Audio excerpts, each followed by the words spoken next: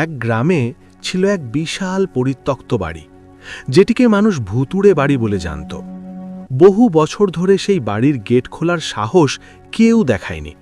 লোকমুখে শোনা যেত, যেই ওই বাড়ির ছায়া মারিয়েছে সে আর কোনোদিন সুস্থ হয়ে ফিরে আসেনি।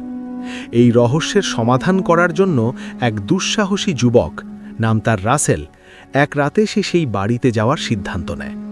পকেটে একটা ছোট টর্চ নিয়ে সে যখন ভাঙা গেটটা ঠেলে ভেতরে ঢুকল, চারপাশের নিস্তব্ধতা যেন তাকে গিলে খেতে এলো।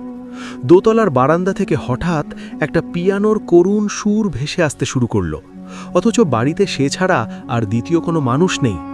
সিঁড়ি বেয়ে ওপরে উঠতেই সে দেখল ধুলো পড়া বিশাল এক আয়না, যেখানে তার নিজের প্রতিচ্ছবিটা স্থির হয়ে দাঁড়িয়ে তাকে ব্যঙ্গ করে হাসছে। হঠাৎ আয়নার ভেতরে সেই ছায়াটি কাঁচের ওপর হাত রেখে ফিসফিস করে বলল, তুমি ভুল জায়গায় চলে এসেছ, ও তোমার ঠিক পেছনে দাঁড়িয়ে আছে। সে ভয়ে হিম হয়ে পেছনে ফিরতেই দেখল একজোড়া ধবধবে সাদা পা ছাদ থেকে ঝুলে আছে। ঠিক তখনই চারপাশ থেকে চটচটে এক অদ্ভুত শব্দ কানে আসতে লাগল, আর তার ফোনের স্ক্রিনটা অদ্ভুতভাবে কাঁপতে শুরু করল। সেখানে শুধু একটিই লেখা ভেসে উঠল, স্বাগতম, এবার তোমার ফেরার পালা। সে কি পারবে এই মরণ ফাঁদ থেকে বেরিয়ে আসতে?